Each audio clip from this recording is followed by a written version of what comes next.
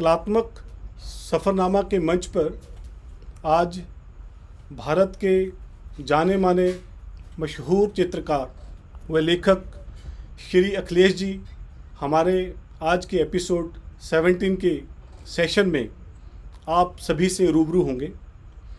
आप सभी कलाकारों, कला प्रेमियों की मौजूदगी में मैं श्री अखिलेश जी एवं प्रोफेसर गुनीता चड्ढा जी, जो कि जानी मानी चित्रकार व लेखक हैं, आज की टॉक के मॉडरेटर भी हैं, उनका भी स्वागत करता हूं।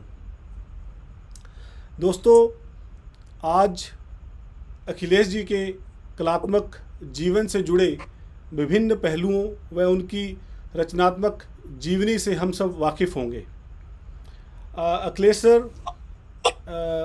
मैं हमारी जितनी भी हमारी ऑडियंस हमारे बीच में जुड़ी हुई है, मैं उनको बताना चाहता हूं कि जो हमारा जो कलात्मक सफ़रनामा का जो मंच है, उस पे जो भी हमारी पूरी जो टीम सर काम कर रही है, उनका एक अहम रोल रहता है, क्योंकि बिहाइंड द सीन जो चीज़ें होती हैं वो हमें सामने नहीं दिखती। तो मैं सर आप सबकी मौजूदगी में उन सभी कलाकारों का, अपनी टीम का नाम लेना चाहूँगा। सबसे पहले संजीव कुमार जी फ़ोटो आर्टिस्ट हैं सर, चंडीगढ़ से हैं। चरणजीत सिंह जैतो स्कल्प्टर हैं, बहुत उम्दा काम करते हैं, पंजाब से हैं। अनिल सिंधु जी, वो भी स्कल्प्टर हैं सर, यंग आर्टिस्ट हैं, बहुत कमाल का काम कर रहे हैं। एंड रितु सिंह राइटर भी हैं और पेंटर भी हैं, और हमारे साथ बहुत समय से जुड़े हुए हैं और बहुत उम्दा काम कर रहे हैं सर। इनके साथ साथ हमारे जो कुरुक्षेत्रा में, अगर आपने सर सुना हो, फाइन आर्ट्स डिपार्टमेंट, वहाँ के सर चेयरमैन पवन कुमार जी, उनका भी बहुत बड़ा रोल रहता है। उनके वहाँ के जो स्टूडेंट्स हैं वो लगातार हमारे साथ जुड़े रहते हैं। मैं हमारी टीम की मेंबर रितु जी, प्लीज़ आप मंच पे आएँ, सो दैट कि जो अखिलेश सर की जो जर्नी है, जो अब तक की जो जर्नी रही है, उस सबसे हम वाकिफ़ हों। तो काइंडली आप उस रिव्यू को सभी से साझा करें जी। Good evening everybody. आज कलात्मक सफ़रनामा के एपिसोड 17 के मंच पर विख्यात चित्रकार एवं लेखक अखिलेश जी का हार्दिक स्वागत है, और साथ ही आज के सेशन में मॉडरेटर प्रोफेसर गुनीता चड्ढा जी, हम आपका भी कलात्मक सफ़रनामा के मंच पर आभार प्रकट करते हैं। Coming back to Akhilesh ji, he is a multidisciplinary artist who was fortunate to be brought up in an environment conducive to arts. He studied fine art at Indore School of Arts and did his national diploma in painting in 1977. आज हम कलात्मक सफ़रनामा के मंच पर आप सभी को बताना चाहते हैं कि अखिलेश जी का जीवन बहुत ही रोमांचक और रचनात्मक रहा है, क्योंकि इनका कला जगत में उन महान कलाकारों के साथ नजदीकी संबंध रहा है जिनके द्वारा भारतीय चित्रकला की नींव रखी गई। अखिलेश जी एक ऐसे प्रभावी कलाकार एवं लेखक हैं जिनके द्वारा कला जगत में बहुमूल्य योगदान दिया गया है। Akhilesh ji has both solo and group shows at both national and international level to his credit, which he held across leading cities and countries like Mumbai, Kolkata, New Delhi, Bangalore, Chennai, Hyderabad, Indore, Banaras, Bhopal, Singapore, California, Tokyo in Japan, Washington and New York in USA, London, France, Netherlands, and Moscow. How can I forget to mention that he held his first solo show at the age of 20 in 1976, in which he displayed 104 feet long drawing. His noteworthy shows have been Symbols and Merveille Le Couleur de End at Nice in France in 2009, Enigmatic Scripture at Munich 2010, Remnants of Void at Australia 2010, Institute of Advanced Studies Nantes, France 2011. In addition to these, Akhilesh ji has also curated many shows, noteworthy ones being 5 Painters for Asian Art Center, Maryland, USA, Middle Edge for Icon Gallery, San Francisco, Amurt for Akar Prakar Gallery, Kolkata, Roop Adhyatmata for Bodhi Gallery, Singapore. Besides this, he is a founder member of the Black Group and has set up a museum of police bands at PHQ Bhopal and one on Art of Malwa at Lal Bagh Palace, Indore. He has also been nominated as one of the committee members of Chamelier Trinale Committee by Chamelier France. He visited France on the invitation of noted painter Syed Haider Raza. Akhilesh is also known for his writing. He wrote biography of eminent painter Maqbool Fida Hussain titled Maqbool.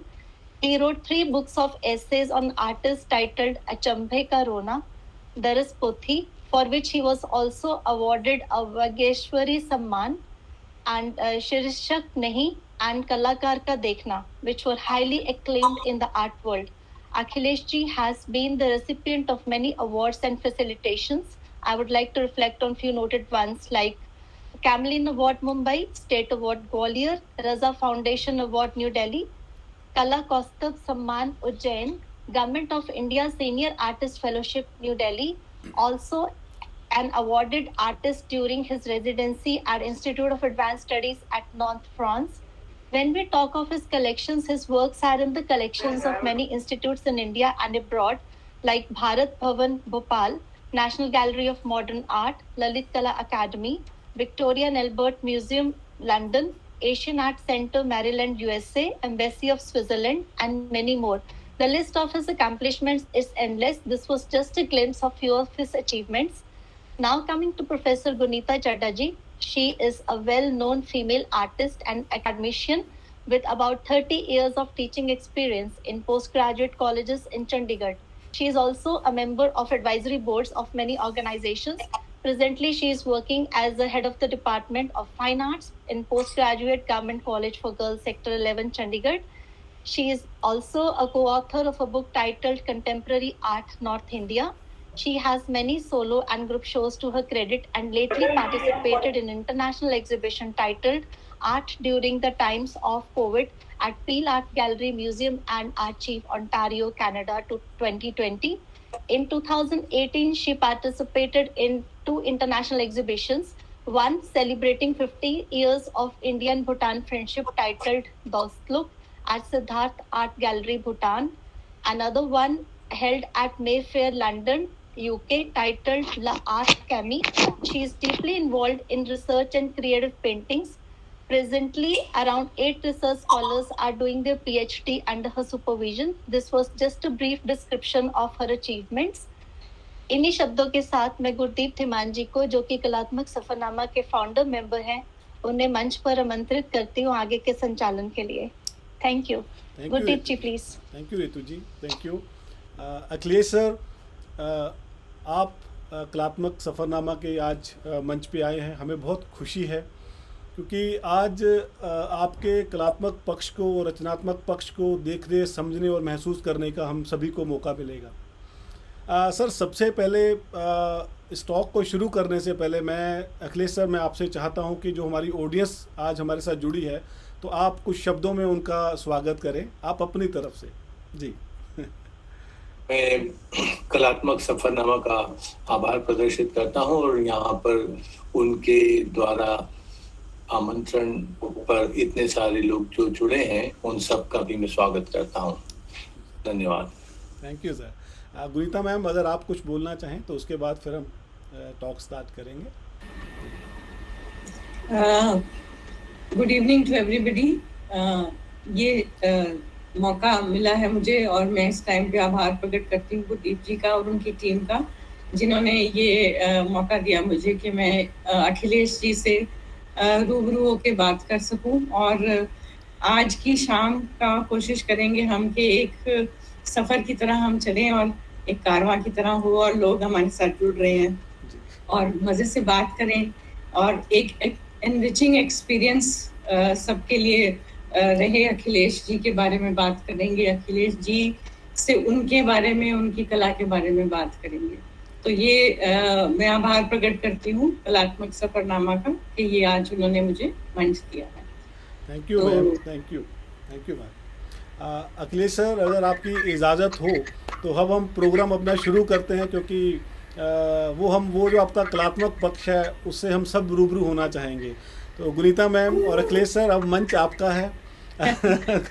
तो मैं चाहूँगा कि जो आज के जो आगाज़ जो होना चाहिए वो आप अपने शब्दों में शुरू करें. जो गुनीता मैम प्लीज आप शुरू कर। ठीक है, इजाजत है अखिलेश जी, बातचीत की शुरुआत करते हैं। जी बिल्कुल। हाँ, तो सबसे पहले मैं अपने जो आज के जुड़े हुए व्यूअर्स हैं उनको ये बताना चाहती हूँ कि अखिलेश जी प्योर अब्स्ट्रैक्शन में काम करते हैं। तो अखिलेश जी, मैं आपसे ये पूछना चाहती हूँ, आप व्यूअर्स से भी शेयर करें कि ये प्योर अब्स्ट्रैक्शन में जब आप कब और कहाँ जुड़े, ये आपका जो इससे लगाव है कैसे शुरू हुआ, थोड़ा सा आप बताएं इसके बारे में। ये कॉलेज के दिनों में ही, जब मैं अपने आखिरी साल में था, और उस वक्त हम लोग बहुत ही फिगरेटिव काम करते थे, और फिगरेटिव काम करने में मेरे को कुछ ऐसा लगने लगा कि इसमें अब कोई चुनौती नहीं है, बहुत आसान है और बहुत ही आराम से बन जाया करते थे। और उसमें एक तरह का जो चित्रकार को आनंद मिलना चाहिए, हालांकि उस वक्त मैं चित्रकार नहीं था, विद्यार्थी ही था, और विद्यार्थी होने के नाते भी मतलब वो चैलेंज मुझे नहीं मिल रहा था। तो उसी वक्त मैंने अमूर्तन की तरफ सोचना शुरू किया, और मेरे ख्याल से जो हमारी एग्जाम थी तो उसमें भी मैंने फिगरेटिव पनिहारिन सब्जेक्ट था, जो कि शाश्वत सब्जेक्ट थे, और सारे कॉलेज के एग्जाम में यही दिया जाता है अभी तक भी। और उसमें 5 फिगर बनाने थे, तो उन 5 फिगर्स को मैंने सेमी एब्स्ट्रैक्ट ढंग से बनाया था, और मैंने यही सोच के बनाया था कि अगर वो मुझे फेल करेंगे तो फेल ही सही, मगर मैं काम तो फिगरेटिव नहीं करूँगा।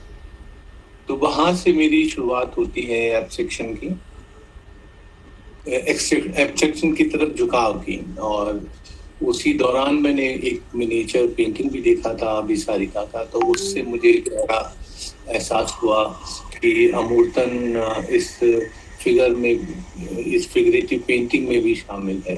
तो अमूर्तन का एहसास कोई ज़रूरी नहीं है कि परिचित आकारों के रास्ते ही हो, वो परिचित रूपाकारों के रास्ते भी हो सकता है। तो और भी ज़्यादा गहरा भरोसा उस पर जमने लगा, और फिर मैंने अपना काम अमूर्तन में शुरू किया। तो सर, शुरुआती दौर में आपने बहुत ब्लैक एंड व्हाइट में भी काम किया, तो उस टाइम में ब्लैक एंड व्हाइट में काम करना बहुत कम लोग डेयर करते थे या इस तरफ जाते थे। तो थोड़ा सा उसके बारे में बताएं कि ये आपका कैसा रिएक्शन था लोगों का आपके काम में उस तरफ, जब आपने ब्लैक एंड व्हाइट में शुरू किया था काम। हाँ, जब ब्लैक एंड व्हाइट मैंने काम शुरू किया था, हम लोग फाइनल ईयर में ही थे 1978 में, जब मैं अपना स्पेशलाइजेशन कोर्स कर रहा था स्कल्पचर में। और उस वक्त रजा साहब की एग्जीबिशन भोपाल में लगी, तो हम 3 दोस्त वो प्रदर्शनी देखने गए, और उस प्रदर्शनी में जो रंगों का आकर्षण था उसने मुझे बहुत ही आकर्षित किया। और लगभग उस प्रदर्शनी से मैंने देखना भी सीखा कि चित्रों को कैसे देखा जाता है। तो उसके बाद मैं रंगों के तरफ आकर्षित हुआ। पहली बार मुझे ये एहसास हुआ कि रंग जो है माध्यम नहीं है, एक तत्व है। ये एक बहुत ही मेजर मेरे लिए रियलाइजेशन था कि आप एक पेंटिंग के महत्वपूर्ण तत्व को कैसे बरतें। और उसी दौरान एक वैन गॉग का लेटर भी मैंने पढ़ा था, जिसमें वो कह रहा था कि अपने भाई को लिखता है थियो को कि भविष्य का चित्रकार जो है रंगों का चित्रकार होगा। तो ये सब बातें एक साथ जुड़ गई थी, और फिर मेरा ध्यान रंगों की तरफ हुआ, तो वो पकड़ में आना बंद हो गए। मतलब उस तरह से मैं जैसे आप अपनी तरफ से कोशिश करते हैं, तो वैसे वैसे वो आपसे दूर भागते हैं। तो उसी दौरान मेरे पिता के एक स्टूडेंट थे, उनसे मैंने अपनी दिक्कत बताई कि मैं रंग लगाना चाहता हूँ और वो ऐसा ऐसा सब हो रहा है। तो उन्होंने कहा कि तुम कुछ 5-6 महीने काले रंग में काम करो और फिर वापस कलर की तरफ आना।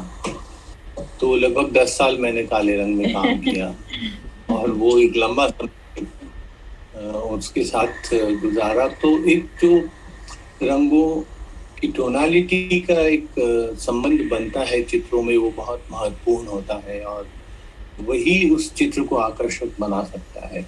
इसका एहसास मुझे हुआ, उसको मैं ठीक ठीक जानता हूँ ये तो नहीं कह सकता हूँ, बट जैसे अभी हम डेविड हॉकने के चित्र देखते हैं तो मुझे बहुत ही खूबसूरत लगते हैं कि वो प्रकृति में जैसे उजले रंग दिखाई देते हैं, बारिश के बाद ऐसा सारा धुला धुला सा दिखने लगता है और सब कुछ बहुत ही खूबसूरत रंगों का जो अपना एक भीतरी रूप होता है वो सब निखर आता है। तो डेविड हॉकने के चित्रों में रंग वैसे ही दिखते हैं। वो रंग इसलिए नहीं दिखते हैं कि वो रंग ऐसा लगा रहे हैं, वो रंग इसलिए दिखते हैं कि वो दो रंगों के खास टोन को पास पास रख रहे हैं जिससे वो निखर उठते हैं। तो ये चीज जो है, ये समझ जो है वो मेरे को उस दौरान मिली कि भाई रंगों के आपसी संबंध जो है वही रंग को रंग बनाते हैं। अखिलेश जी, आपकी जो लाइफ में बहुत बड़े बड़े आर्टिस्ट का आपके साथ बहुत गहरा संबंध रहा है, तो मैं चाहूंगी कि हुसैन साहब थे, जैसे रजा साहब थे, स्वामीनाथन जी थे।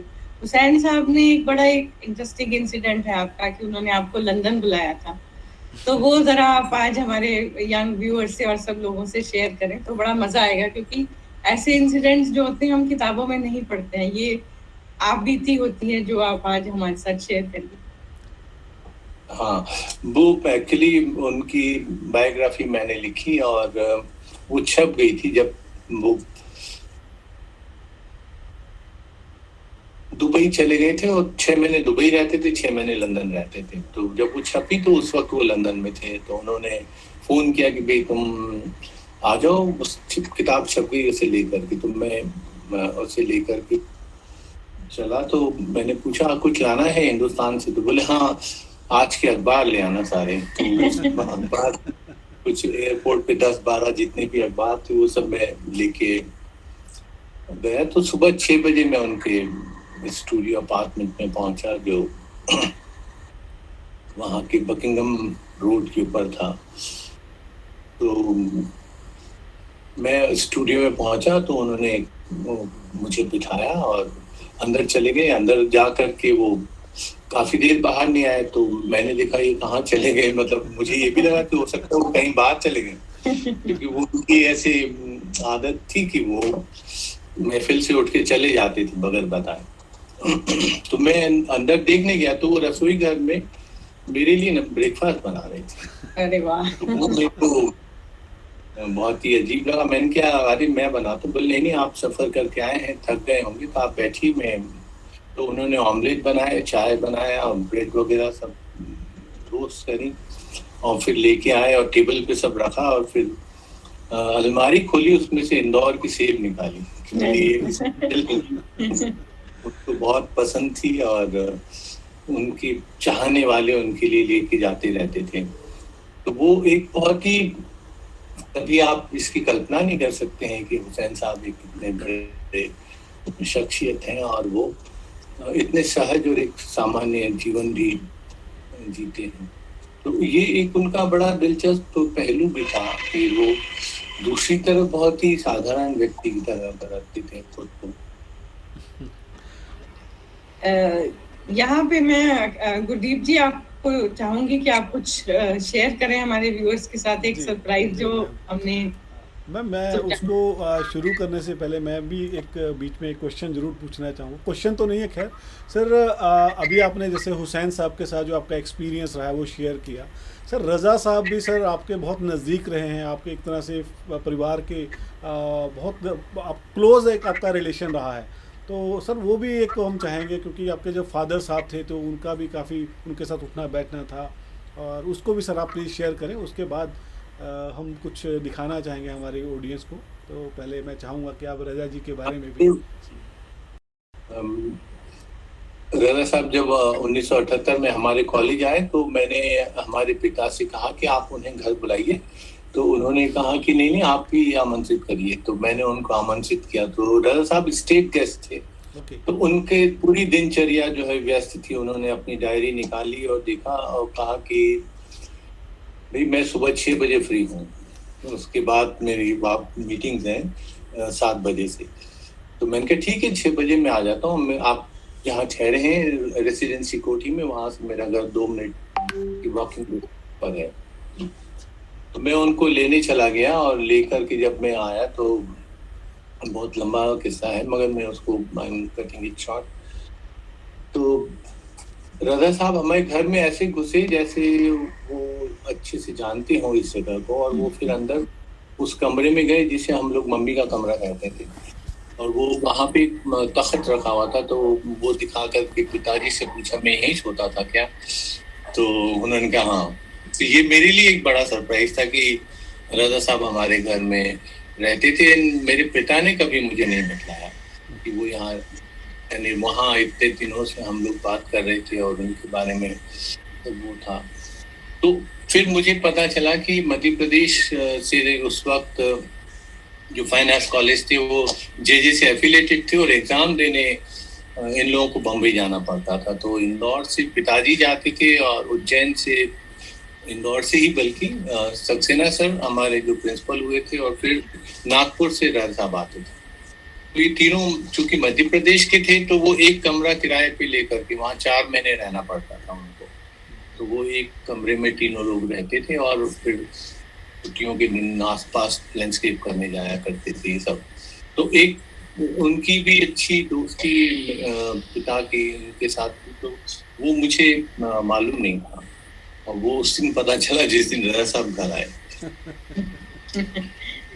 तो आपको लगता है सर कि इतनी क्लोज आप हुसैन साहब, रजा साहब और स्वामीनाथन जी के थे, तो उनके कामों का कोई इन्फ्लुएंस आपको, इंस्पिरेशन आपके कामों में? ये तो तीनों लोग ऐसे हैं जो जीवन के इंस्पिरेशन है, मतलब किसी भी युवा कलाकार के लिए या किसी भी कलाकार के लिए मेरे ख्याल से ये तीनों का जो अपना अपना काम करने का ढंग है वो बहुत ही वैयक्तिक था। जैसे रजा साहब हमेशा अपने स्टूडियो में काम करते थे, तो हुसैन साहब के लिए पूरी दुनिया स्टूडियो थी, वो कहीं भी काम करते। और ये दोनों को मैंने देखा कि 18-18 घंटे 20-20 घंटे लगभग काम करते रहते थे। तो ये भी बात सही है कि कोई अगर चित्रकार है तो फिर उसका काम चित्रकारी ही करना है।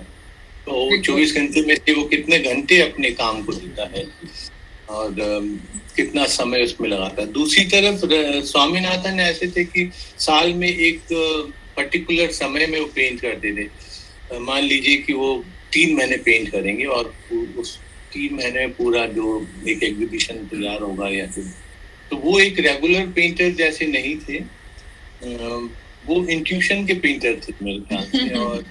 और जो हुसैन साहब और रजा है ये कन्वेंशन के पेंटर हैं और कन्वेंशन के थ्रू इंट्यूशन तक पहुंचते हैं। तो ये इन दोनों तीनों की एक बड़ी खूबसूरत बात थी कि ये अपने चित्र बनाने के ढंग में अपने को जिस तरह से मुब्तला रखते थे वो सभी के लिए प्रेरणादायी है। मतलब किसी के लिए भी ऐसा नहीं है जो इनके साथ रहा हो तो इनसे कुछ ना कुछ न सीखे। सर एक्चुअल अभी जो हमारा लास्ट सेशन था उसमें सर यूसुफ सर आए थे भोपाल से, आप तो उनसे अच्छे वाकिफ़ हैं सर। उनसे भी हमारा यही था कि उनका भी काफ़ी संपर्क रहा ऐसे कलाकारों के साथ। सर मतलब यहाँ मैं ये ज़रूर कहना चाहूँगा आप बहुत लकी हैं कि ऐसे लोगों के आप संपर्क में रहे और बहुत कुछ आपको सीखने का मौका मिला। क्योंकि अगर हम भारतीय चित्रकला की जब बात करते हैं तो ये स्तंभ हैं हमारे भारतीय चित्रकला के। और सर अब आगे बढ़ते हुए सर आपके जीवन से जुड़े जो यादगारी पल हैं आपके ऐसे कलाकारों के साथ, सर वो हम पूरी ऑडियंस के साथ शेयर करना चाहेंगे और उम्मीद करते हैं सर आपको भी पसंद आएगा। सर उन पलों को भी मैं चाहूँगा कि अगर आप इजाज़त दें तो अपनी पूरी ऑडियंस के साथ शेयर करें। जी जरूर thank you sir, thank you. Sir मैं अपने स्क्रीन शेयर करता हूँ। सर ये आपके बचपन की जो फोटोग्राफ की मदर के साथ मेरी मदर है। तो सर हम प्रेजेंटेशन शुरू कर रहे हैं तो आप भी सर एंजॉय करें और हमारी जो ऑडियंस है वो भी एंजॉय करें।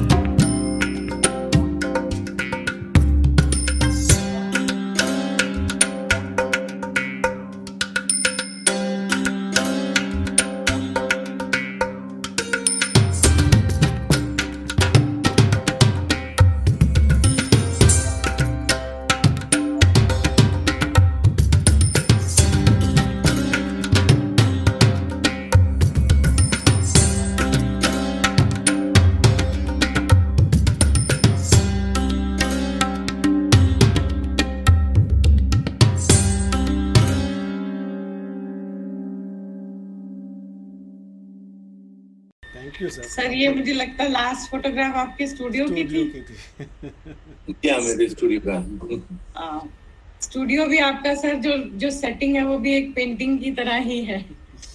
तो उससे मैं आपसे ये एक अपना अगला सवाल पूछती हूँ कि आपकी जो पेंटिंग की इंस्पिरेशन है, क्या क्या चीज है जो आपका स्रोत है, इंस्पिरेशन है जो आपकी काम करने की?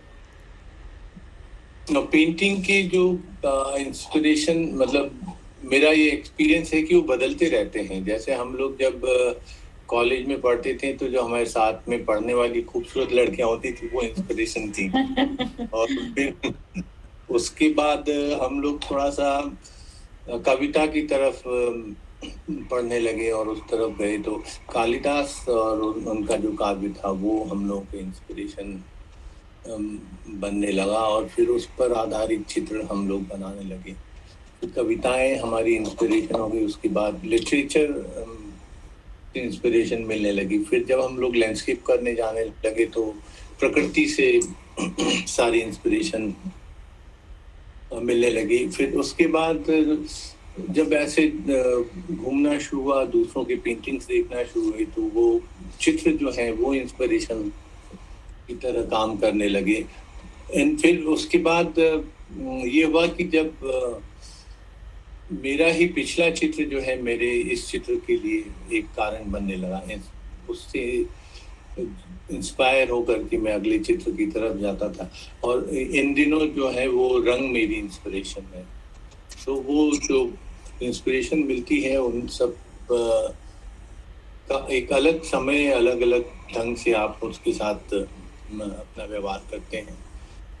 तो इन दिनों जो है रंग ही मेरी इंस्पिरेशन है। सर आप जैसे एब्स्ट्रैक्शन में काम कर रहे हैं तो उसमें ये आप हमारे यंग आर्टिस्ट और व्यूअर्स इन सबको भी ये बात से अपने एक्सपीरियंस से बताएं कि फॉर्म और कंटेंट जो है उसका कितना महत्व है जब हम प्योर एब्स्ट्रैक्शन की बात करते हैं उसमें। हाँ, और मुझे लगता है किस तरह से हम उसको डिफाइन कर सकते हैं, क्योंकि फॉर्म तो जो है ज्यादातर बच्चे या जो है वो उसको फिगरेटिव में लेंगे, पर for the younger students and artist आप बताएं कि फॉर्म को वो कैसे कैसे अंडरस्टैंड कर सकते हैं। हाँ, मेरे ख्याल से फॉर्म जो जिनको हम फिगरेटिव पेंटिंग में देखते हैं और जिसके कारण हम उनको तत्काल ही पहचान लेते हैं, तो जैसे कि गाय की जो स्मृति है, वो गाय के रूप की जो स्मृति है वो हमारी एक जातीय स्मृति है, वो सालों से बनी है। और इसी तरह की जो और भी चीजें हैं वो सारे जो हम लोग लगातार देखते रहते हैं, जिनसे हमारा संबंध बनता रहता है, वो सारे फॉर्म हमारे लिए परिचित फॉर्म हैं। और उनको हम पेंटिंग में देखते ही तत्काल अपना संबंध उसके साथ बिठा लेते हैं। और जो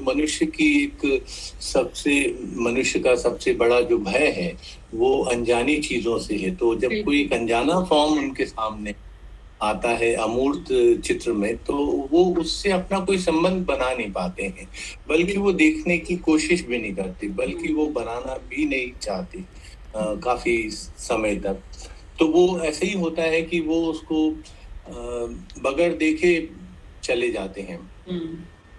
तो इस तरह से जो अपरिचित है उससे संबंध बनाने में थोड़ा सा एक समय लगता है। जितना समय एक घोड़े के फॉर्म से बनाने में होने लगा, तो वो उतना समय भी नहीं देना चाहते हैं। और बल्कि मैं ये देखता हूँ कि एक कोई बहुत खराब फिल्म देखने के लिए हम लोग बड़ा ध्यान से 3 घंटे चुप बैठ करके और सारे आँख कान खोल करके, और बच्चा डिस्टर्ब करे तो उनकी माँ को बोल के भी इनको चुप कराओ, यानी इतना कंसंट्रेशन हो करके हम एक सिनेमा देखते हैं जो कि बहुत ही बाद में थर्ड रेट निकलता है।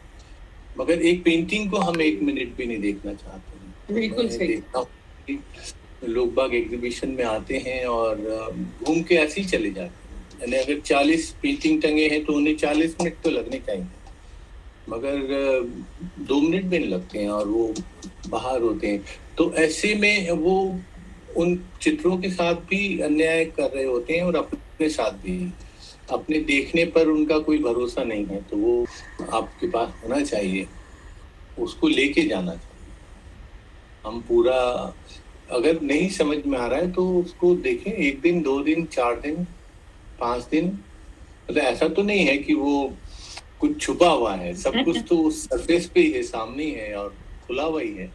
तो देखने का तो उसमें आनंद है, तो उसको देखना तो चाहिए और खूब ध्यान से देखना चाहिए, एकाग्र होकर के, समर्पण भाव से बल्कि देखना चाहिए।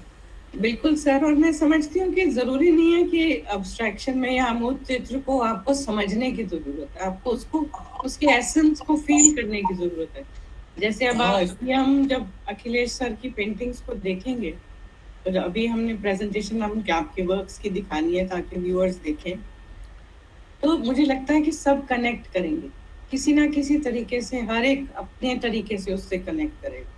और ये एक एब्स्ट्रैक्ट आर्ट की खूबसूरती है कि आप उसको, हर इंसान अपनी तरह से उसके साथ जुड़ सकता है, बट उसको सिर्फ जुड़ने के लिए कुछ, जैसे अखिलेश सर ने कहा, समय देना होगा अपने आप।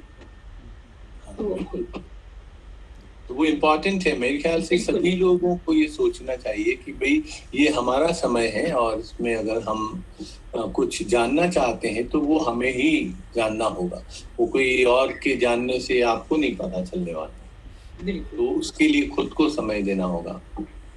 गुरदीप जी, अगर आपने अभी वर्क्स दिखाने हैं तो फिर हम आगे की जो सिलसिला है सवालों का उसके साथ जुड़ता रहेगा। थोड़ा मैं ओपन करता हूँ, ऑडियंस को दिखाते हैं सर के काम। जी मैं भी शेयर करता हूँ, स्क्रीन शेयर कर रहा हूँ। सर जो आपका जो टाइटल है visual imagery of a visual, तो थोड़ा सा इसके बारे में भी सर मैं चाहूँगा कि आप एक बार हमारी ऑडियंस को एलैबोरेट करें सर। हालांकि वो कह रहा है सब कुछ इसमें हमें ढूंढना है, ये अपने आप में बहुत कुछ बोल रहा है। हाँ, बहुत कुछ बोल रहा है इनफैक्ट। जिस तरह से आपने सर इसको लिया है, ये अपने आप में ही एक पेंटिंग है। ये तो इन्होंने किया हुआ है मेरे ख्याल से। जी sir, thank you sir. Sir hope उम्मीद है सर आपको जो पिछला जो प्रेजेंटेशन था जो अभी जो तैयार किया है, सर एक्चुअल हमें भी सर पूरा इन्वॉल्व होना पड़ता है नेचुरली वो हाँ बिल्कुल, वो दिख ही रहा है तो वो आपकी प्रेजेंटेशन में पता चला। Thank you sir, thank you sir. मैं नेक्स्ट स्लाइड शुरू करता हूँ। आपके जो स्टार्टिंग के जो शुरुआत के जो काम रहे हैं जी हाँ, ये ब्लैक एंड व्हाइट पीरियड के हैं। ये सब सर शुरुआती के ब्लैक एंड व्हाइट के काम है। और ये हाँ शुरुआत के बाद के हैं, ये बिटुमिन पेपर पे है, थोड़ा सा ब्राउन कलर का जो पेपर आता है वो उसके ऊपर आएंगे। तो ये हम सर बड़े फॉर्चुनेट हैं कि आपके इतने पहले के काम हम लोगों सबके साथ शेयर कर रहे हैं। बहुत ही इसमें एक बहुत प्रेजेंस है और एब्सेंस भी है, मैं दोनों शब्दों को यूज कर रही हूँ। बहुत पावरफुल काम है, बहुत खूबसूरत। सर ये किस समय की होंगे सर, और समय अगर आप बताएं किस दौर? ये 90s के होंगे। तो इसमें सर आपका माध्यम क्या था? आपने कागज के ब्लैक इंक है, ब्लैक इंक है, ब्लैक इंक, हाँ इंडियन इंक।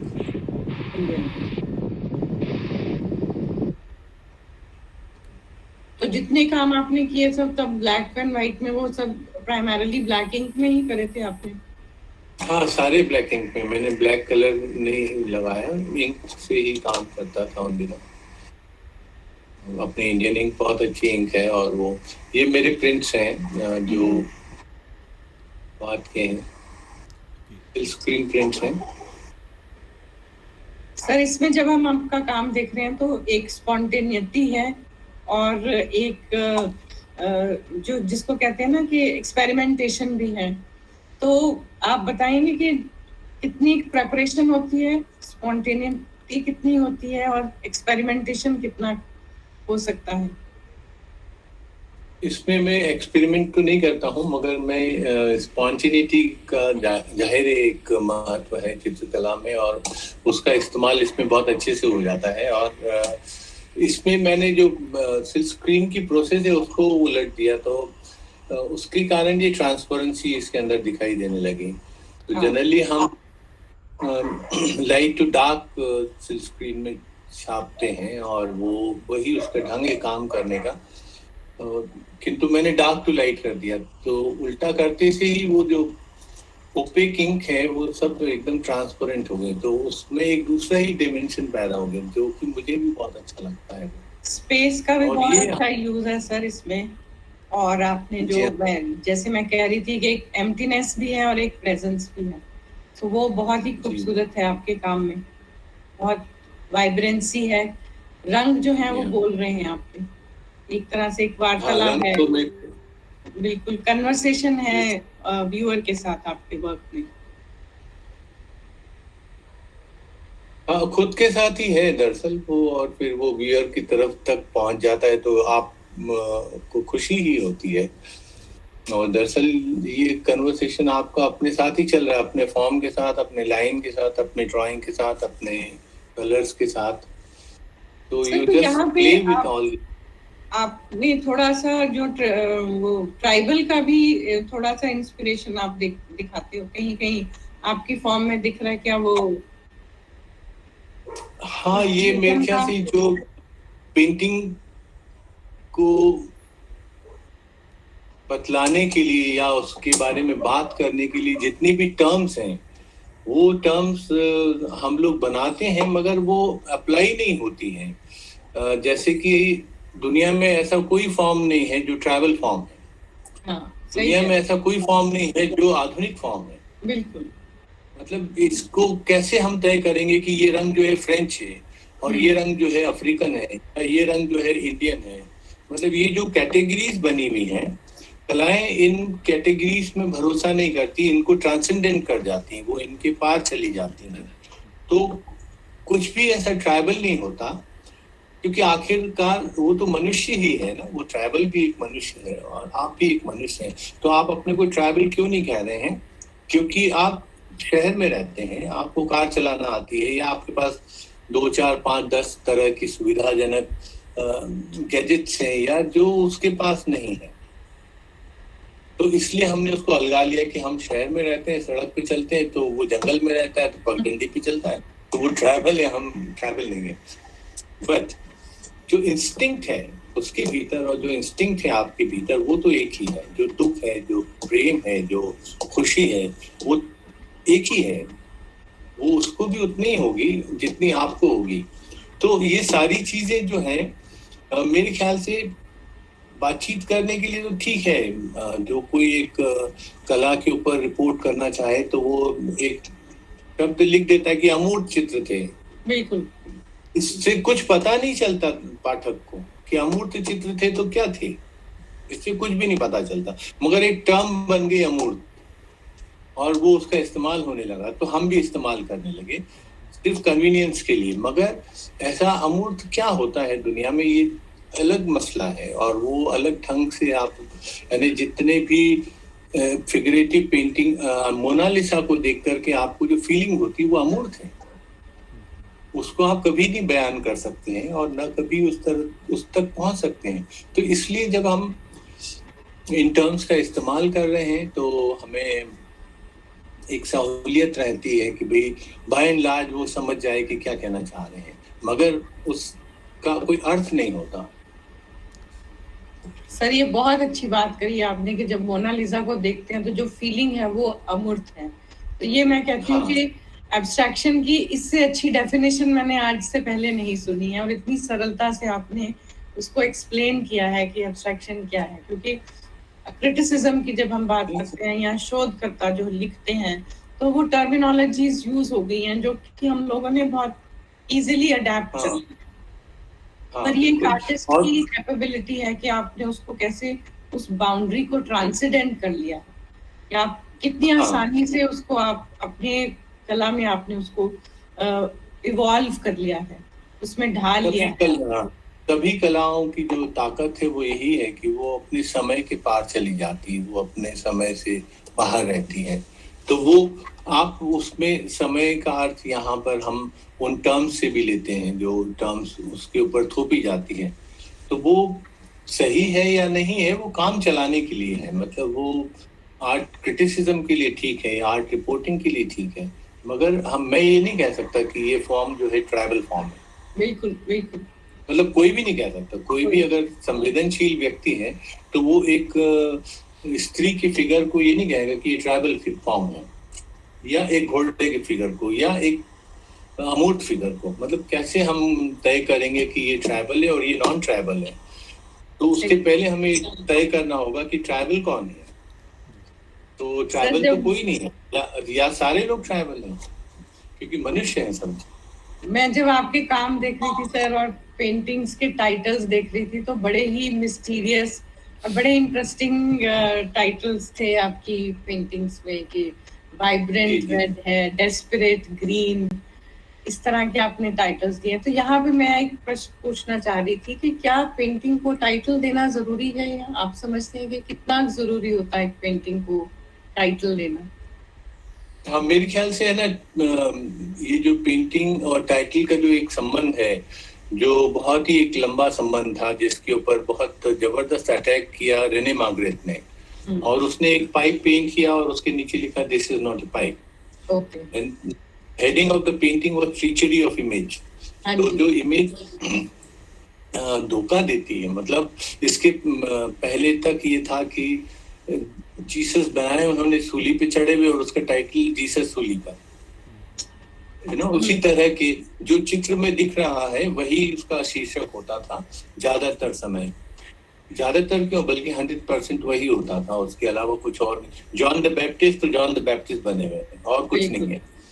तो ऐसे अटैक, जबरदस्त अटैक किया था रेने मैग्रेट ने, और उसने कहा कि भाई जो बनाया है वो दरअसल वो नहीं है। और फिर उसने बहुत सारी तरह की चित्र बनाए जिसमें इमेज कुछ है और उसका टाइटल कुछ है। तो वो इतना अच्छा एक उसका ढंग था उसको रेखांकित करने का, टाइटल और पेंटिंग के संबंध की जो खोखलापन है उसको। तो डर के मारे सारे लोग जो है अनटाइटल पेंटिंग का नाम रखने लगे, और अभी भी बहुत सारा प्रैक्टिस करते हैं, अनटाइटल ही लिखते हैं। सर वो थोड़ा सेफ लगता है कि आप अनटाइटल लिख दो। हाँ, तो फिर मेरे ख्याल से पॉल क्ले ने शुरुआत किया कि उसने उस तरह के जो टाइटल है जो पेंटिंग से बाहर के टाइटल है, तो उनकी तरफ उसने रेखांकित किया। तो जिस तरह से मैं रंगों के साथ खेलता हूँ तो उसी तरह से मैं शब्द के साथ भी खेलता हूँ टाइटल देते वक्त। और कई बार ऐसा भी होता है कि मैं एक पेंटिंग बना रहा हूँ और उसमें सोचा था कि नीला लगाऊंगा और नहीं लगा पाता हूँ, तो मैं in the memory of blue, in the memory of blue, red in the memory of blue, और green in the memory of white, और समथिंग लाइक दैट। बहुत ही इंटरेस्टिंग है। Play with the words, play with the words, और फिर वो देख रहे हैं, ढूंढ रहे हैं हम कि कहाँ है ब्लू की मेमोरी, तो है पर ब्लू नहीं है। तो वो एक एलिमेंट ऑफ इंटरेस्ट और आपने अपने वर्क में कैप्चर किया।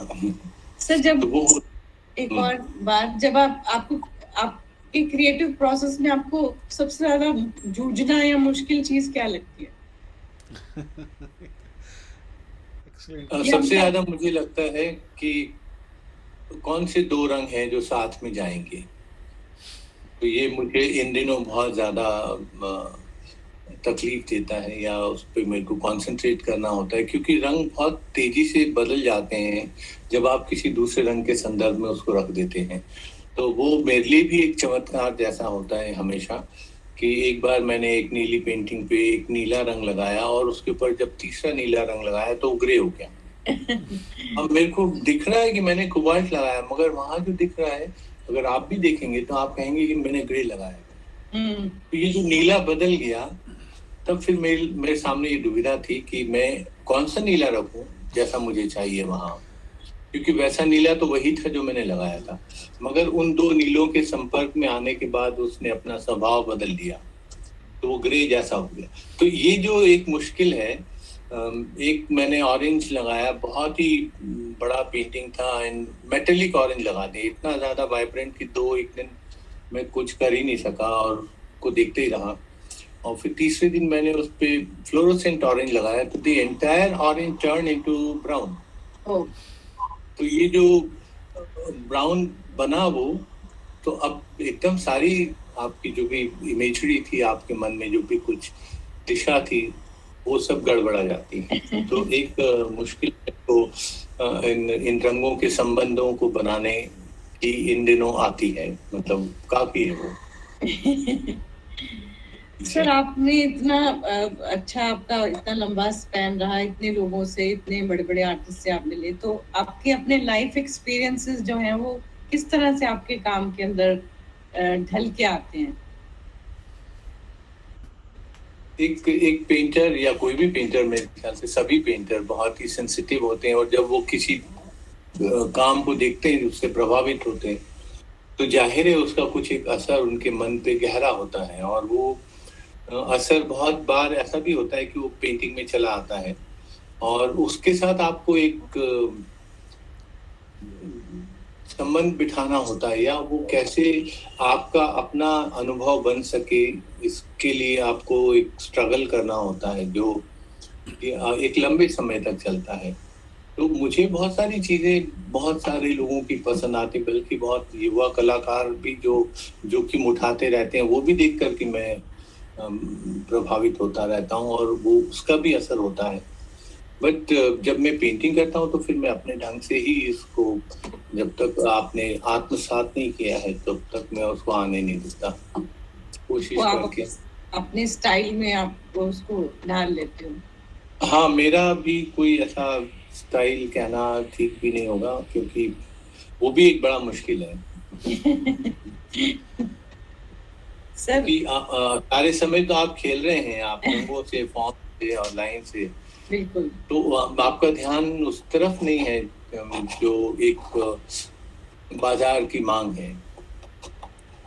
सर, आपकी जो पर्सनालिटी है उसमें 3 बहुत ही मल्टी फैसेट चीजें हैं कि आप एक चित्रकार हो, आपने शोज क्रिएट किए हैं, आप एक लेखक भी हो, तो इन तीनों चीजों को आप कैसे बैलेंस करते हो? रुचि से। क्योंकि मेरी रुचि है, और बहुत मजे आते हैं। मतलब जैसे हुसैन साहब मेरे बहुत ही सख्त खिलाफ थे कि मैं क्यों क्यूरेट करता हूँ, बंद करो, ये सब तुम्हारा काम नहीं है। सारे समय वो यही कहते रहते थे।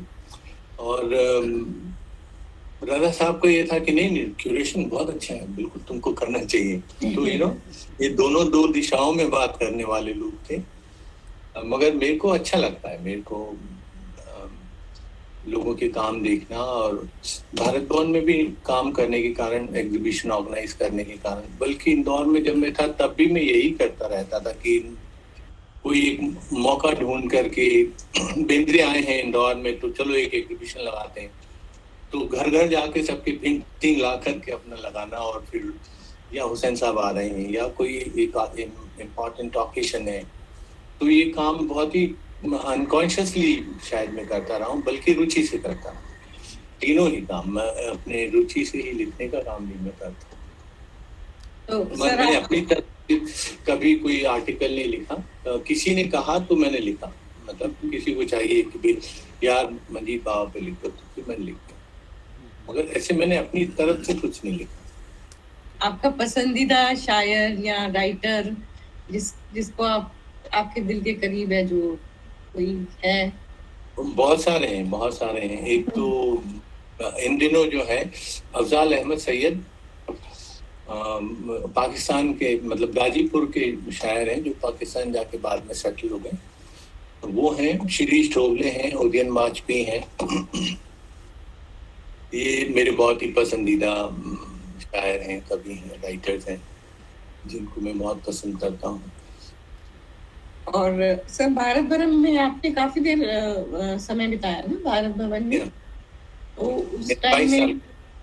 उस टाइम में फिर वहाँ पे पेंटर्स और बाकी कल्चरल एक्टिविटीज में बहुत इन्वॉल्व रहे होंगे आप? हाँ, भारत भवन मेरे ख्याल से देश की ही नहीं, विश्व की एक पहली संस्था ऐसी है जिसको बनाने में कलाकारों ने सहयोग किया। सारे फील्ड के जो आर्टिस्ट थे वो सब वहाँ अपनी रुचि से ही आया करते थे, और अपने इच्छा से अपने से काम किया करते थे। तो वहाँ चित्रकला के, संगीत के, नाटक के और अपने साहित्य के सभी जो पुरोधा थे उस वक्त, उस दौरान, वो सब आए। तो ये बहुत अच्छा होता था कि भाई किसी एग्जीबिशन की ओपनिंग जो है रविशंकर कर रहे हैं, या किसी एक गायन के प्रोग्राम की शुरुआत हुसैन साहब कर रहे हैं। तो इस तरह का जो क्रॉस कंट्री वो लेन देन होता था, एक विधा से दूसरी विधा में जाने का मौका वहाँ पर इस कदर था कि वो आपको एक अपनी स्वप्निल दुनिया में आपको रहने का आनंद मिलता था, जिसमें सारे आर्टिस्ट वहाँ मौजूद हैं। सर, आपसे पूछना चाह रही थी कि आप अपने टाइम में आर्ट कॉलेज में थे और इतना समय बीत गया है, तो तब की जो आर्ट एजुकेशन थी और आज की आर्ट एजुकेशन के संदर्भ में आप जो चेंजेस देख रहे हैं, वो उसके बारे में आप के क्या व्यूज हैं? मेरे ख्याल से है ना, अभी तो और खराब ही हुआ है। हम लोगों के समय तो बहुत अच्छा था, और कम से कम हमारे समय में 12-15 टीचर थे कॉलेज में। अभी तो एक ही है। फाइन आर्ट्स कॉलेज इंदौर की मैं बात कर रहा हूँ। और बीच में तो ये हालत थी कि मध्य प्रदेश में एक ही प्रिंसिपल था 5 कॉलेज का। तो वो आई डोंट नो कि कैसे मैनेज करते थे वो, या कैसे वो बच्चों को पढ़ाने का। तो खैर अब उस तरह का मौका ही नहीं है, और ना उस तरह के टीचर्स हैं वहाँ पर, और ना लोग हैं जो। सर, ये दुर्भाग्यवश सारे ही कॉलेजेस में ये स्थिति दिख रही है कि टीचिंग फैकल्टी की जो नंबर्स हैं वो बहुत कम हो रहे हैं। एडॉक बेसिस पे अपॉइंटमेंट कर देते हैं जो 3 महीने के लिए पढ़ाने आते हैं या ऐसा कुछ। तो वो मेरे ख्याल से जो चित्रकला का शिक्षण है उसमें एक निरंतरता की जरूरत है। तो एक ही टीचर अगर 3 साल आपको पढ़ाता है तो उसका अर्थ अलग होता है, और आप कुछ अलग ग्रहण करते हैं। और 3 साल में आपको अगर 12 टीचर पढ़ा जाते हैं 3-3 महीने, तो आप शायद कुछ भी नहीं पढ़ पाते हैं, या आपका कुछ भी देखना समझना खुल ही नहीं पाता, क्योंकि बहुत ही घातक है किसी भी विद्यार्थी के लिए। और ये मेरे ख्याल से इस तरह ध्यान देना चाहिए सभी लोगों को, सरकार को भी, कि वहाँ पे जो शिक्षकों की कमी है उसकी नियुक्ति हो।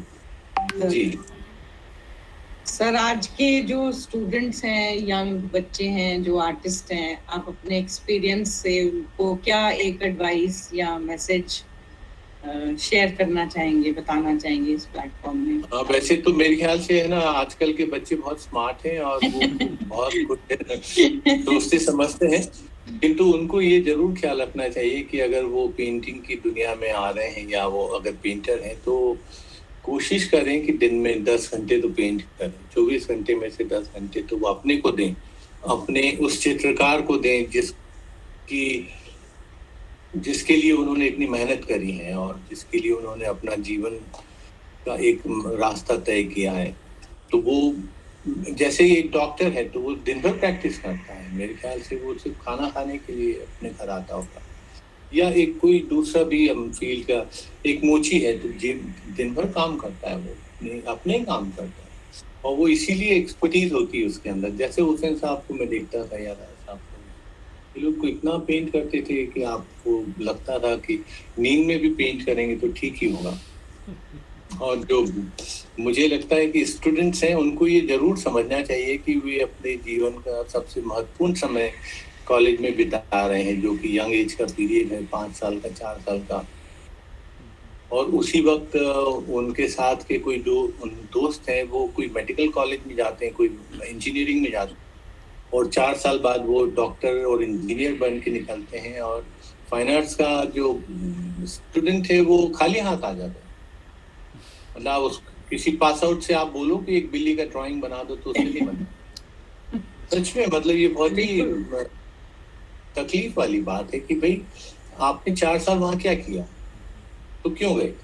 तो अपनी एनर्जी, अपना पैसा, अपना समय, तीनों चीजें बर्बाद करी, और फिर अब फील्ड में आकर के तो नहीं सीख सकती। यहाँ तो दूसरी तरह की कंपटीशन है, यहाँ पे तो आपके साथ और भी बहुत सारे लोग आ गए हैं, तो वो अपने ढंग से तैयार होकर के आए हैं, आप अपने ढंग से बर्बाद होके आए। तो ऐसा नहीं होना चाहिए मेरे ख्याल से। मुझे लगता है कि कॉलेज में अपना पूरा ध्यान, अपना पूरा समय और अपनी पूरी ऊर्जा सही दिशा में लगाना चाहिए, जो उनका अपना कर्तव्य है। एक विद्यार्थी का जो धर्म है उसको निभाना चाहिए। Thank you sir. Great sir, great. Sir एक आखिरी प्रश्न, फिर मैं मंच जो है वो गुरदीप जी को देती हूँ कि जी, आपकी कला में अखिलेश की झलक कहाँ है? वो उसी का संघर्ष चल रहा है। वो शायद चलता ही रहेगा और पता नहीं मैं कभी खुद को पा सकूंगा या नहीं। रियली टफ जॉब, तो वो मुश्किल ही रास्ता है, तो वो चुना भी है और चल भी रहे हैं और अपनी तरह से पूरा समय कोशिश सब कर रहे हैं, तो देखते हैं। सर मुझे तो बहुत झलक दिखी है अखिलेश की आपके काम में, जिस तरह की आप। हाँ, मगर मेरे लिए वो एक मतलब वो कोई पड़ाव नहीं है, मंजिल नहीं है, वो जर्नी ही है। और शायद आखिर तक आप जिस दिन वो मुझे मिल जाएगा कि हाँ ये है, तो फिर उस दिन मेरा काम भी बंद हो जाएगा। ये अब कहाँ पहुंच। क्योंकि कला जो है वो एक जर्नी है, एक प्रोसेस है, जो हम प्रोसेस में एंजॉय करते हैं, वो एंड प्रोडक्ट तो वो तो बन गया। फिर तो जो प्रोसेस में मजा है वो उसके एंड रिजल्ट में शायद दूसरों को ज्यादा मजा है, पर एक आर्टिस्ट उस प्रोसेस को ज्यादा एंजॉय करता है। जी हाँ, बिल्कुल सही। तो अब मैं जो मंच है वो गुरदीप जी आपको हैंड ओवर करती हूँ। Thank you ma'am. बहुत बहुत धन्यवाद। Thank you so much Akhilesh ji, बहुत मजेदार शाम रही, बहुत मजा आया। Thank you. बड़ी प्यारी बातें करी आपने। रियली सर, ऐसा प्रतीत हो रहा था कि ये जो टॉक है ये पूरा रात ऐसी चलती रहे। और क्योंकि जब एक आर्टिस्ट जब फ्लो में अपनी बात रखता है, अपनी जो उसका जो एक्सपीरियंस होता है पूरी ताउम्र, जो ज़िंदगी का जो एक्सपीरियंस है, तो कहीं ना कहीं फिर हमारे जैसे यंग आर्टिस्ट हैं, हमारे जैसे जो स्टूडेंट्स हैं, तो उनको कहीं ना कहीं सीखने का एक मौका मिलता है। तो बहुत कम सर ऐसे मंच होते हैं जहाँ पर जो कलाकार है, जो हमारे सीनियर आर्टिस्ट होते हैं, वो इस तरह की अपनी बात हमारे जैसे कलाकारों के बीच में, हमारे जैसे स्टूडेंट्स के बीच में रखते हैं। तो सर हमारे साथ बहुत से स्टूडेंट्स भी जुड़े हैं, अपकमिंग आर्टिस्ट भी हैं और हमारे सीनियर आर्टिस्ट भी हैं, हमारी सिटी से भी, हमारी सिटी से बाहर भी। सर ये हमेशा इनका जो साथ है, इनका जो प्यार है, इनका जो आशीर्वाद वो हमें मिलता रहता है। सर अब मैं सर कुछ क्वेश्चन जो हैं वो मैं लेना चाहूँगा, सो दैट कि वो क्वेश्चंस का आंसर भी आप दें, तो ताकि ये जो टॉक है और इंटरेस्टिंग हो जाए सर। तो सर इसमें सर पहला जो है मनवीर जी हैं, पंजाब से हैं। वो लिखते हैं, please sir share something about your technique, कि जो आपकी जो टेक्निक है सर उसके बारे में थोड़ा सा आप विस्तार में बताएं। टेक्निक से मतलब मैं समझा नहीं, मगर मैं जो पेंटिंग की शुरुआत करता हूँ, जो ग्राउंड में लगाता हूँ, वो तो मैं रोलर से लगाता हूँ। बाकी पूरा पेंटिंग तो मैं पेंट ब्रश से करता हूँ, और कोई उसमें और कोई तकनीक का इस्तेमाल नहीं करता। सर जैसे वो पूछना चाह रही होंगी कि आप कौन से कलर्स यूज कर रहे हैं, ऑयल में काम कर रहे हैं, एक्रेलिक में कर रहे हैं? एक्रेलिक, इंक्स में एक्रेलिक है। अभी एक्रेलिक है, और पुराने जो ब्लैक एंड व्हाइट काम थे वो सारे वो आपने बताया कि इंक में थे। सर एक अवधेश जी हैं, वो लिखते हैं कि is this torso of a landscape? Which one, these new works? Sir उन्होंने आपकी प्रेजेंटेशन देखी होगी, तो उसी के दौरान उनका क्वेश्चन आया है। तो मेरे ख्याल से हम उसको लैंडस्केप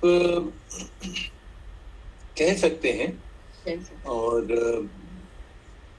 दरअसल ये दर्शक के देखने पर निर्भर करेगा कि वो उसमें क्या देखना चाहता है और क्या देखता है वो, क्योंकि ये बहुत नितांत व्यक्तिगत होता है देखना हमेशा, और हर किसी का अपना देखना होता है। मतलब मेरे देखने से शायद वो उनका देखना संचालित नहीं होगा, और उनके देखने से मेरा देखना संचालित नहीं होगा। यानी कोई अगर मुझसे ये कहे कि क्या ये लैंडस्केप है, तो शायद मुझे नहीं पता कि वो है कि नहीं है, क्योंकि मैंने लैंडस्केप तो नहीं बनाया। एक लैंडस्केप एक प्रोसेस है जो कॉलेज में आप पढ़ते हैं और उसमें आप करते हैं, और उस दौरान आप बहुत सारा कुछ सीखते भी हैं, प्रकृति का संबंध और उस इस विशाल विहंगम दृश्य को एक छोटे से कागज पे उतारने का जो स्ट्रगल है, वो भी एक लंबा स्ट्रगल एक स्टूडेंट का होता है। और फिर वो कलर के कॉम्बिनेशंस वगैरह भी उस वक्त सीखता है उस लैंडस्केप में। और जैसे अकबर पदमसी अपने चित्रों को जो बहुत सारे लैंडस्केप जैसे ही दिखते थे, उसको मेटास्केप कहते थे। वो कहते थे कि ये दृश्य चित्र नहीं है, ये मन में बन रहे दृश्य का चित्र है। तो ऐसे दरअसल एक चित्रकार के मन में बहुत सारे दृश्य उभरते ही रहते हैं, और उन्हीं दृश्यों का चित्रण जो है वो लगातार करता रहता है, किंतु वो दृश्य चित्रण नहीं होता कभी भी। बिल्कुल सर, जो अभी अवधेश जी ने जो क्वेश्चन था ना टोर्सो वाला, तो उसमें वो लिखते हैं कि जो दूसरे या तीसरे नंबर पर था आपका जो वर्क, और शायद वो उस चित्र का शीर्षक था, शायद आपने उसका शीर्षक दिया होगा, तो उसी वर्क के बारे में वो चाह रहे थे बात कर। चलिए एनीवे सर, सर हमारे बीच में जी जी सर जी सर हमारे बीच में अरविंद जी हैं, अरविंद शर्मा जी, आप कुछ क्वेश्चन पूछना चाह रहे थे अरविंद जी? जी नमस्कार सर, अखिलेश सर। जी नमस्ते। सर से मैं काफी बार मिल चुका हूँ। आई थिंक सर ने हमारा 2018 में प्रिंट मेकिंग काम ने शो किया था सर, ने ही इनोग्रेट किया था वो, और लिथोग्राफी का कैंप हुआ था 2018 में, तब भी सर ने इनवाइट किया था हमें ब्रेकफास्ट के लिए। तो मैं काफी बार सर से रूबरू हुआ हूँ। तो मेरे को सर की एक चीज, मतलब मैं स्टूडियो भी विजिट किया, एक चीज मेरे को बहुत ज्यादा अट्रैक्ट करती है, जो सर वाइब्रेंट कलर लगाते हैं, यूज करते हैं, और जो सर वियर करते हैं जो क्लोथ, तो वो मतलब सेम रहता है। तो मेरे को वो चीज मतलब एक इंटरेस्टिंग पार्ट लगती है कि जो उनके कलर हैं, आसपास जो चीजें, वो उनकी हर एक चीज में झलकती है। तो वो मतलब मेरे को बहुत अच्छा एक लगता है कि एक आर्टिस्ट की वो चीज हमें हर जगह मिलती है जो वो यूज कर रहा है। और जो सर वो मैं उस टाइम इसलिए मैंने अपना ऑडियो किया था, जो वो टॉर्सो वाली बात पूछ रहे थे, वो सर का ब्लैक एंड व्हाइट वर्क था, तब उन्होंने वो क्वेश्चन किया था जो सर ने इंक में शुरुआत में जो काम किए थे, तो वो क्वेश्चन मे बी। सर एक निदा आर्ट करके हैं Amanjot here, my question is sir, do you make pre sketches or you work spontaneously on final surface? No, I never do pre-sketches. मैं सीधे कैनवस पे काम ही शुरू करता हूँ, और कोई प्रिपरेशन नहीं करता, उसकी कोई तैयारी नहीं करता। अपर्णा जी पूछ रहे हैं स्पॉन्टेनिटी, देखिए स्पॉन्टेनिटी एक दूसरा मसला है, मतलब वो एक अलग चीज है वो, और एक काम करना, एक प्रोसेस में इन्वॉल्व रहना, वो एक अलग चीज है जी। तो वो दोनों चीजों के बारे में, जैसे हम शेजा के काम देखते हैं तो स्पॉन्टेनियस नहीं है, मगर एक तरह का अटेम्प्ट है उस स्पॉन्टेनिटी को पाने का। तो ये एक बहुत ही विचित्र किस्म का कॉन्ट्राडिक्टरी वो है फैक्ट। जैसे गायतों हैं वो स्पॉन्टेनियस, मतलब उसके लिए बैठे रहते थे इंट्यूशन के लिए, कि वो भाई इंट्यूशन नहीं होगा तो हम नहीं पेंट करेंगे, महीनों महीनों बैठे रहेंगे। सर क्योंकि कॉन्शियस और सबकॉन्शियस लेवल में वो बात चलती रहती है ना, तो वो प्रेपरेशन ना भी होके वो एक प्रेपरेशन है, और स्पॉन्टेनियस ना भी होके फिर भी वो स्पॉन्टेनियस है, बिकॉज वो थॉट प्रोसेस चलता रहता है। बिल्कुल सही है। तो उसको हम वही वाली बात है कि जो हम एक फॉर्म में बांधने की कोशिश करते हैं, तब फिर वो बहुत सारी चीजें गड़बड़ हो जाती है।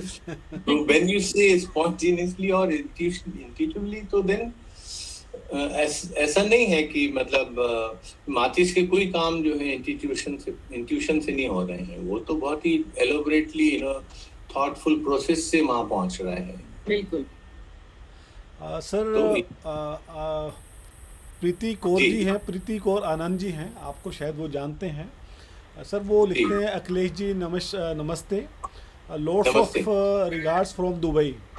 तो आगे वो लिखते हैं, would you like to share any advice or discussion you might have had with Husain साहब and Raza ji that touch your heart and perhaps change something in your approach towards art? Husain साहब के साथ और रजा साहब के साथ, दोनों के साथ मतलब अलग अलग डिस्कशन चलते रहते थे। हुसैन साहब जो है सूजा को बहुत मानते हैं जी। और वो हमेशा कहते भी रहे हैं कि सूजा ने मेरी आंख खोली और सूजा ने, और मेरे को सूजा के काम कभी पसंद नहीं आए और मैंने कभी भी सूजा को पिकासो से बाहर जाते हुए देखा। तो मैं हमेशा मतलब हुसैन साहब से ये बात करता रहता था। इट्स वेरी हॉट मतलब डिस्कशन। हुसैन साहब बहुत शाइस्ता आदमी है और कभी भी वो इस तरह का मैंने एक बार उनसे कहा भी कि क्या आप जीवन में कभी गुस्सा भी हुए कि नहीं? तो वो अपने मगर उसूलों पे बड़े अडिग रहते थे। तो उनको लगता था कि नहीं, सूजा का कंट्रीब्यूशन जबरदस्त है। और मैं उनसे कहता था कि हिंदुस्तानी चित्रकला में सूजा का कोई कंट्रीब्यूशन नहीं है, आप देख लीजिए उठा करके। वो खुद ही पिकासो से बाहर नहीं निकल पाए जीवन भर, तो वो कंट्रीब्यूट क्या करेंगे? तो इसको लेकर के उनके साथ मेरा हमेशा वो होता रहता था। और एक लंबा वो चलता रहता था संवाद। जब भी मिलेंगे तो वो उस पे तो जरूर बात होने वाली सूजा पे। और उनको भी मालूम था कि मैंने सूजा के काम बहुत देख रखे हैं। पहले वो कहने लगे कि 50s के काम देखो, फिर वो उनको याद आया कि हाँ मैंने तो देखे हैं। फिर वो बोले एक बार फिर से ध्यान से देखो। मैंने हाँ फिर से देख लूंगा मैं। और मैं देखता भी था, ऐसा भी नहीं था।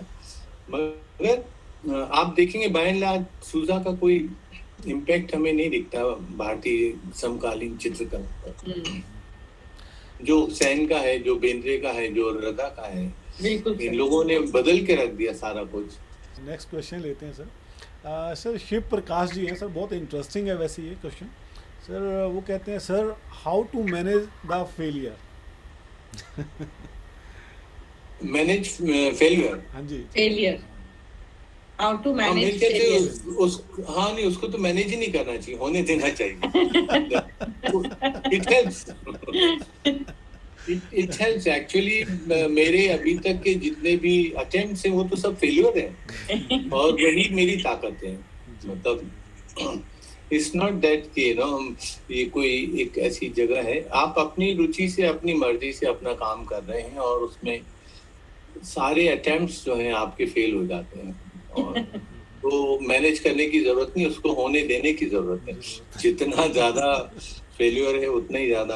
आप देखेंगे कि हुसैन साहब के बहुत सारे काम जो है ना कैरिकेचर जैसे, it's really pity when you see them. तो वो अपने फेल्यूर्स के साथ जीना ही एक आर्टिस्ट का जीना है। ये बहुत अच्छी बात है सर, बहुत बहुत अच्छा लेसन है सब लोगों के लिए, क्योंकि हम बहुत फिल्टरेशन करते रहते हैं अपने खुद के काम की ही। सर मोनिका जी का क्वेश्चन है कि where do you think painter now stands in the current situation of global contemporary art? Indian artist? हाँ नेचुरली सर, इंडियन आर्टिस्ट। देखिए वो एक इसमें पॉलिटिकल भी मसला शामिल हो जाता है। जैसे हमारे देश में हमारी जो सरकारें हैं वो कभी भी कला के लिए कुछ नहीं करती हैं और उससे काम नहीं होता है। दरअसल ऐसे आप देखेंगे तो अंबादास की तरह का कोई पेंटर दुनिया में आपको नहीं मिलेगा, या आपको गायक टोंडे की तरह का, या स्वामीनाथन की तरह का, या आप जितने भी हमारे यहाँ के बड़े मास्टर्स हैं उन सब की, रजा की तरह। रजा आप पूरी दुनिया में अपनी तरह के अकेले चित्रकार हैं। किंतु आपको ये भी पता होगा कि अनीश कपूर सालों से वहाँ लंदन में रह रहे थे और उनको उनकी जो शुरुआत की एग्जीबिशन थी उसका कोई नोटिस नहीं लिया गया था। जिस दिन उसने ब्रिटिश सिटीजनशिप ली उस दिन से अनीश कपूर बिकेम अनीश कपूर। तो उस साल वेनिस बिएनाल में सिर्फ अनीश कपूर का काम जाता है तो पूरा ब्रिटेन उसके साथ खड़ा होता है। वो 7 शिप में भर के जाता है and they spend lot of money. Just एक एग्जीबिशन के एक काम के लिए, और वो फिर अनिश कपूर, या जैसे ही हेनरी मूर मरते हैं तो ब्रिटेन जो है वो पूरी दुनिया में करीब 80 देशों में उनकी एग्जीबिशन लगाता है। तो अब कीनिया के आर्टिस्ट को ये नहीं पता कि उसके देश का कौन सा स्कल्पटर है, मगर उसको ये पता है कि हेनरी मूर स्कल्पटर। तो ये जो चीजें हैं, ये आर्टिस्ट अकेला उसके तो दम ही नहीं है कि वो कर सकेगा ये सब, मगर ये काम सरकारों का होता है कि वो अपने आर्टिस्ट को प्रोजेक्ट करती है पूरी दुनिया में और उसका लोहा मनवाती है कि भाई यस दिस इज इट, ये देखिए आप। तो विलक्षण है मेरे ख्याल से हमारे यहाँ के बहुत सारे सभी चित्रकार इंटरनेशनली किसी भी चित्रकार के मुकाबले कमतर नहीं है, मगर उनको प्रोजेक्ट करने के लिए जो एक सपोर्ट सिस्टम है वो हमारे यहाँ नदारद है। बिल्कुल बिल्कुल ठीक कह रहे सर आप। सर हमारे बीच में सर भीम मल्होत्रा जी हैं, चेयरमैन हैं चंडीगढ़ ललित कला अकेडमी के। भीम मल्होत्रा सर, आप कुछ कहना चाह रहे थे? भीम मल्होत्रा जी। तो नमस्कार सभी को। जी नमस्ते। अखिलेश जी, आपको भी बड़ी यादें ताजा कर दी आपने। इंडो कोरिया एसोसिएशन में हम कोरिया में इकट्ठे थे। और बिल्कुल बिल्कुल। हाँ जी। तो गुरदीप जी, आपको भी थैंक यू वेरी मच कि आपके सफरनामा के थ्रू हम बड़े अच्छे आर्टिस्ट, बड़े अच्छे अपने मित्रों से मिल रहे हैं। तो आज हमारे एक बड़े अच्छे मित्र। तो अखिलेश जी, मैं क्वेश्चन तो कोई नहीं पूछना है, मैं बस थोड़ी चीज दर्शकों को एक चीज अलग से बताना चाहूंगा आपके बारे में, जो शायद पूरी प्रेजेंटेशन में नहीं बताई गई है। तो एक तो ये बताया कि वाइब्रेंसी वर्ड यूज किया है अपना गुनीता जी ने भी और अरविंद जी ने भी। तो जो इनका वाइब्रेंसी है वो इनकी लाइफ में भी है। और मैं जब कोरिया में इनके साथ था, डेली देखता था कि 8-10 दिन हम इकट्ठे रहे कि ये कैनवास के ऊपर फ्लोरोसेंट कलर लगा रहे हैं और इतने बढ़िया वाइब्रेंट कलर्स की ये शर्ट डाल के रोज नजर आते थे हम। He is very fond of colours ना। तो इनकी शर्ट के कलर देख के मैं इनको बोलता था, कमाल है, फ्लोरोसेंट कलर की शर्ट आप डाल रहे हो और different shades daily. Vibrancy in his colour, in his personality. तो ये भी एक बहुत दैट इज वेरी रिमार्केबल। बाकी काम तो इनका अच्छा है। और अखिलेश जी, मुझे बड़ा अच्छा लगा, आपने बड़े सीधे और सिंपल तरीके से अपनी बात को कहा, क्योंकि कॉम्प्लिकेटेड वे में तो कोई भी कह सकता है। सीधे तरीके से बात को कहना और समझाना, दिस इज वेरी गुड और वेरी गुड थिंग। मतलब जी बहुत शुक्रिया। आपका जो कैनवास, जो मैंने आपको कोरिया में काम करते हुए देखा कि आपका जब आप शुरू कर रहे हो, जब आप बीच वाली स्टेज में आ रहे हो, कुछ पता नहीं चल रहा आपको खत्म आप कहाँ करोगे और एंड आप कहाँ करोगे। तो ये आप, मेरे ख्याल से आपका प्रोसेस, जैसे आपने बोला कि आप खेलते हो, कि मेरे ख्याल that is the part of that, खेलना मतलब। यस बिल्कुल सही है। तो बड़ा अच्छा लगा आपको इस सफरनामा में। बहुत धन्यवाद। तो थैंक यू वेरी मच। बहुत अच्छा लगा, आपकी आवाज सुन के भी बहुत अच्छा लगा। सुनी दिखी। भीम जी ने भी आज वही एक्सपीरियंस शेयर किया जो अखिलेश जी ने रजा जी के साथ का किया था कि हम लोग कोरिया में कैसे इकट्ठे रहे थे। और मैंने भी अपने सवाल में बोला था कि आपका लाइफ एक्सपीरियंसेस आपकी कला में कैसे हैं। तो वो रंग रीनोकी ने अपने कपड़ों से शायद कैनवस पे और कैनवस से इनकी लाइफ में इस तरह से वो एक कॉम्बिनेशन, एक जर्नी बन रही है। तो एक बहुत खूबसूरत बात है। बहुत बढ़िया सर। हमारे बीच में हमारे चंडीगढ़ ललित कला अकेडमी के ही चेयरमैन रविंद्र शर्मा जी भी हमारे बीच में हैं। रविंद्र शर्मा सर, आप कुछ कहना चाहेंगे? रविंद्र शर्मा जी। हाँ जी सर। नमस्कार सर। नमस्कार सर। अखिलेश जी, गुनीता जी, भीम जी भी बैठे हैं और सभी पार्टिसिपेटिंग आर्टिस्ट का मैं अभिनंदन करता हूं। नमस्कार। मैं लगभग पिछले सभी एपिसोड में आप सबके साथ था। मुझे लगा कि ये जो हम वार्तालाप करते हैं, सफरनामा की कैसे कला ने हमें चलने की हिम्मत दी, सबकी अपनी अलग है लेकिन फिर भी मंजिल सबकी एक है और वो रास्ता ही है, सफर ही है। मैं आपके काम देख रहा था सर, जैसे एक संगीत होता है, कभी वो फोक बन जाता है, कभी क्लासिक हो जाता है, तो मुझे वो एक क्लासिकल टच आपके काम में लगा कि आदमी जब चेतना के अंतिम पड़ाव में पहुंचता है तो आकार और रंग ऐसे मेल्ट हो जाते हैं कि इमोशंस में ही डल जाते हैं। मैं आपसे एक छोटी सी रिक्वेस्ट करूंगा, क्योंकि मैं बाद में थोड़ा सा अपने युवाओं के लिए लिखता भी हूँ। गुरदीप जी बहुत अच्छा लिखते हैं। इसका पर्पस होता है कि जो हमने आपके साथ इतने मधुर पल गुजारे हैं, उनकी थोड़ी मिठास और आगे तक लोगों को मिल जाए जो किस तरह हमें ज्वाइन नहीं कर सके। मेरी एक छोटी सी गुजारिश है, मैं कहीं लियो टॉल्स्टॉय का एक लेक्चर दे रहा था उनके बारे में। उन्होंने एक जगह लिखा है कि कलाकृति उस वक्त तक पूरी नहीं होती जब तक कलाकार को कोई अच्छा दर्शक नहीं मिल जाता। दर्शक और कलाकार दोनों मिलके कलाकृति को सार्थक करते हैं, पूरा करते हैं। सर आप इसको क्या कहते हैं? आपने तो दुनिया का सफर किया है और हर तरह के दर्शक आपको मिले हैं। मैं समझता हूँ चाहे कोई भी दर्शक हो, अगर कलाकार का संवाद उसके दिल तक पहुंचे तो उसका रिएक्शन डेफिनेटली बहुत अच्छा होगा। इसके बारे में थोड़ा सा हमारे युवाओं को प्रकाश डालिए कि एप्रिसिएशन और क्रिएशन ये दोनों कैसे साथ साथ चलते हैं। ये आपने एक बहुत ही दिलचस्प बात कही, और ये जो टॉल्स्टॉय कह रहे हैं कि कलाकृति दर्शक के देखने पे संपूर्ण होती है, वो बिल्कुल सही बात भी है। मगर मेरा अपना जो एक्सपीरियंस है, जैसे मेरा जो पहला शो था जापान में हुआ था, और उसके बाद सिंगापुर या कैलिफोर्निया, जर्मनी, फ्रांस और लंदन और ऐसे अलग अलग देशों में, जिसमें उन लोगों की रुचियां अलग हैं, उन लोगों की संस्कृति अलग है, उन लोगों की पसंद अलग है, उन लोगों के मतलब हर तरह से वो एक मतलब जर्मनी में अगर कोई चीज पसंद है तो फ्रेंच लोगों को बिल्कुल नहीं पसंद होगी वो। तो इस तरह का ऐसा कॉन्ट्राडिक्टरी वो है।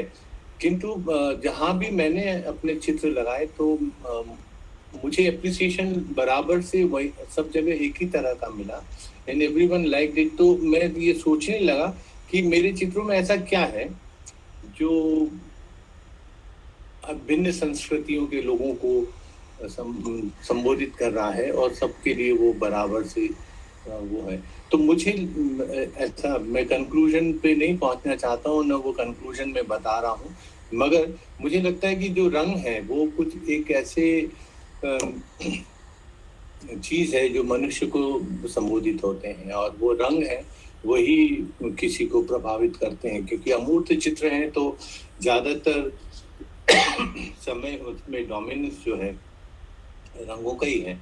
तो रंग ही है जो मेरे ख्याल से अप्रिशिएट हुए इन सारी जगहों पर।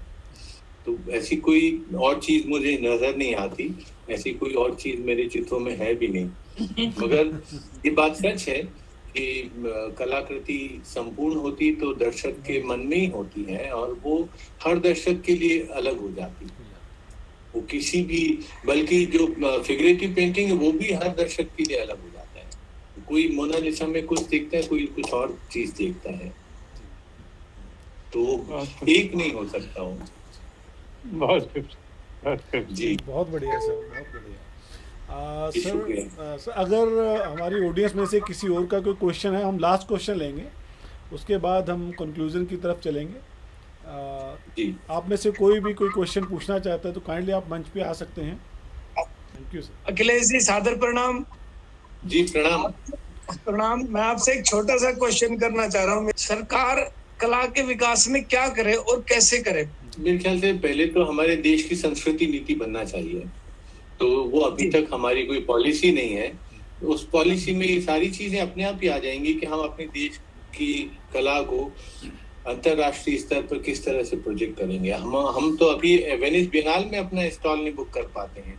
मतलब गवर्नमेंट ऑफ इंडिया की इसमें कोई दिलचस्पी नहीं है कि वेनिस बिएनाल में हमारे यहाँ के आर्टिस्ट जाएं और भाग लें, या दुनिया के किसी भी बिएनाल में।